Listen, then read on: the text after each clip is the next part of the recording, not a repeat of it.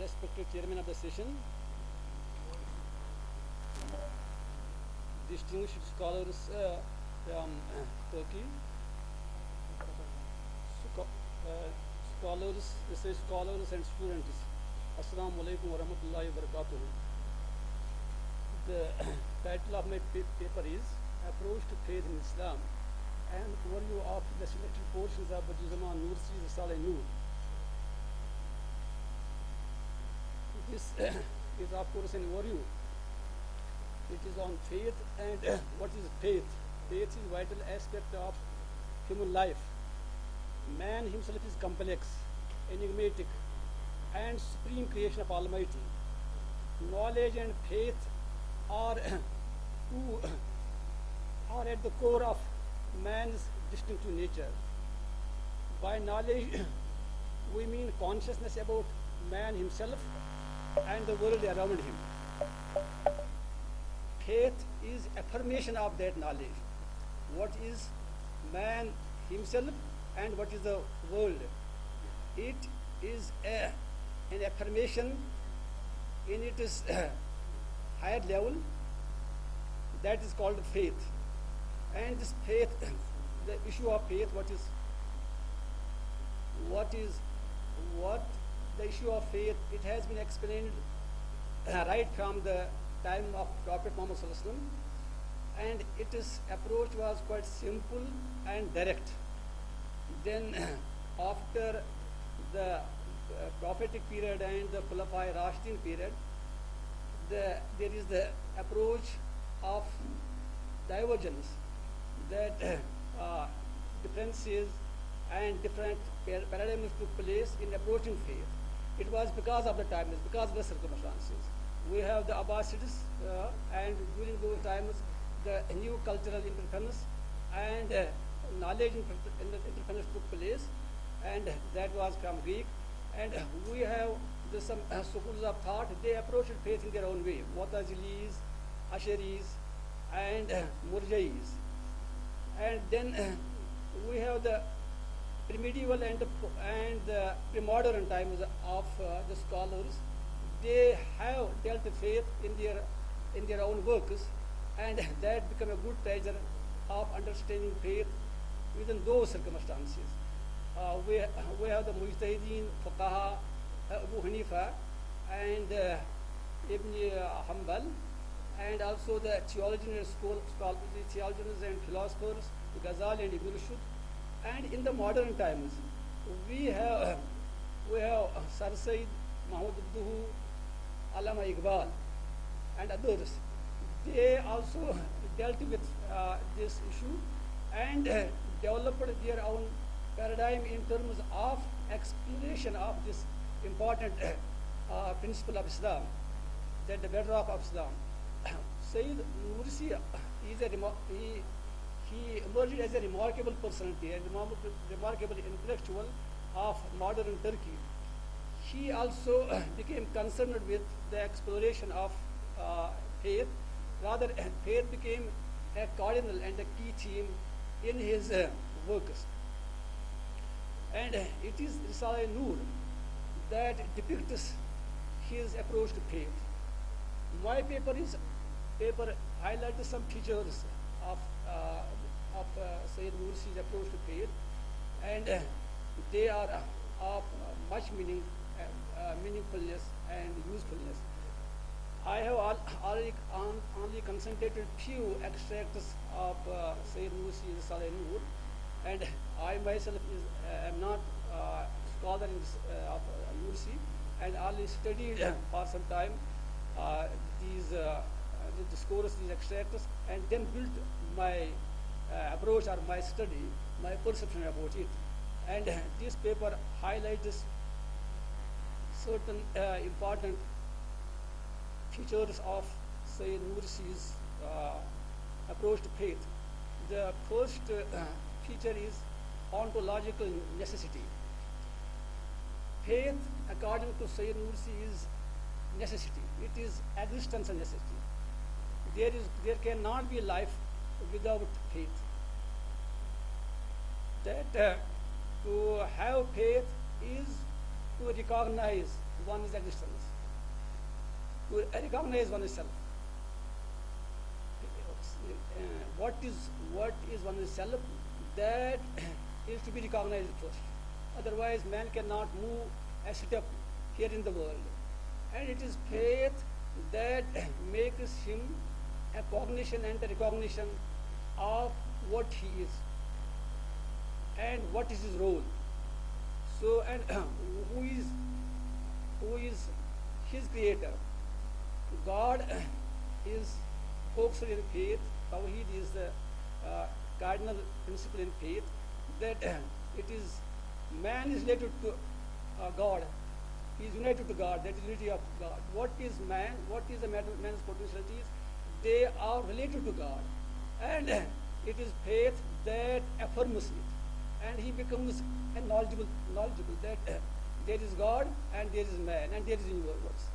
As the very purpose of man is وَمَا خَلَقْتُ الْجِنَّ وَالْإِنسَ إِلَّا لِيَعْبُدُونَ. Nursi illustrates this cognition, the cognition through this verse. Second aspect is of the faith in Nursi, is Risal-i Nur, is the faith is indivisible truth. Faith is truth. It is absolute truth. And it is not some relative truth. It is not this inconsistent truth. There can be other truths, but faith, as far as it is Islamic, so Islamic point of view is concerned, it is the absolute truth, and it is at the same time indivisible truth. It is an important point in Nursi, that faith is a unity. It has its pillars. One pillar is related with the other. There is faith in Allah, faith in the angels, faith in the books, faith in the prophet, faith in the hereafter. That when there is Allah, then there is the book, then there is the prophet. Allah is the higher realm. It is a transcendental realm, and when there is book, then there is book, then there is prophet, and prophet is this phenomenological realm. It is the manifestative realm. It is this nature and this cosmos, and book and the prophet makes it meaningful. So it is related with it. When there will be no God, there will be no book, there will be no prophet. And then there is the world, and world has its end. There is the resurrection, and then there is hereafter. And these all have the meaning. They are in unity, and they have the meaning because of relation with each other. If one can be, if they can be divided, then meaningfulness is affected. And man, particularly, who is the subject in this, who is the subject of the book, and who is the subject of the prophethood, even then he cannot identify himself. He cannot play his role. So the unity of faith and indivisibility of faith is there.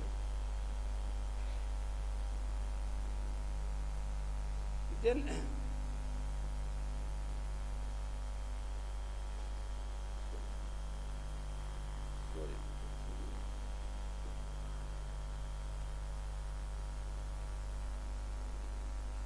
third, that is revelation is seen through the eye of faith. There is revelation and there is faith. Revelation, of course, it is of a transcendental nature, and an ordinary mind cannot approach it. It is faith that makes us to understand revelation to the large extent. Revelation is God's mind, and there is the man's mind.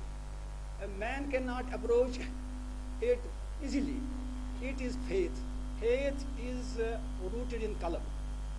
And when one uses kalam in a sincere way, then he can understand revelation. When revelation is understood, then universe is understood, man understands himself, and he plays his role. What is his role? Otherwise, there can be the misleading, there can be the topsy-turvy, and there can be the what is harmful, what is destructive, that can be there, not the constructive, not what is the man's potentialities. And it is also mentioned in the Quran, Allahu waliyul lazina amanu yukhrijuhum min az-zulumati ila nur. وَالَّذِينَ كَفَرُوا أَوْلِيَاهُمُ الطَّاغُوتُ. This faith is waliullah. It is a friend of Allah. As soon as one turns to faith, Allah comes to his rescue, and he sees what cannot be seen ordinarily, and his qalb is in itself a world. As we were talking about the spirituality just now, I was talking the vision about spirituality, and the nature of this spirituality, this vision, broader vision, this vision towards transcendence is because of the qalb. And in qalb there is faith is rooted. And that's why Allah subhanahu wa ta'ala says that Allah waliyullazina amanu yukhrijuhum min al-zulumati ila an-nur. That is nur. And nur has become a good metaphor in the Quran itself and in the Hadith itself. And it is said that be afraid of the vision of mu'min, because he sees with the eye of Allah. With the eye of Allah he sees that it becomes the eye of Allah. So this mu'min sees through Allah's eye. Giftaro kirdar mein Allah ki burhan. His giftar and kirdar is Allah. Yes, I am concluding it. Harmony between faith and science. This has been a very interesting subject in this Nursi's discourses, and he says that this universe is also ayat kainat, and there is the word of Allah also, that is the Quran. And as we have to study the words in the Quran and then understood the meaning and then apply. Similarly, this is kainat is also an ayah, and it is to be understood, and then one should deal with this universe as per the understanding, as per the knowledge. And there are in the subheadings of this harmony between Quran and science, that I have enumerated some points. That is the manvi harfi and manvi asmi, that indicative meanings. There are indicative meanings, there are suggestions that speak a lot. There are not only the nominal meaning. Nominal meaning is not that one has to go beyond the nominal meaning. That is found in the Quran also. That is found in the Nur itself. And then resurrection and hereafter disclose the transitory nature of this world.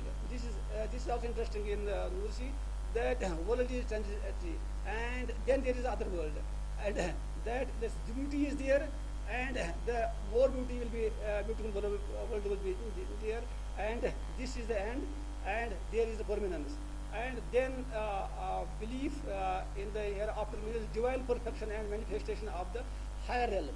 That hereafter is meaningful in terms of the perfection. That the perfection is perfection. Allah subhanahu wa ta'ala He is perfect, and He gives the perfection to His things. That particularly in terms of that man is here as it is transitory nature, then there is the hereafter. That is the perfection in every way, and that is the perfection level.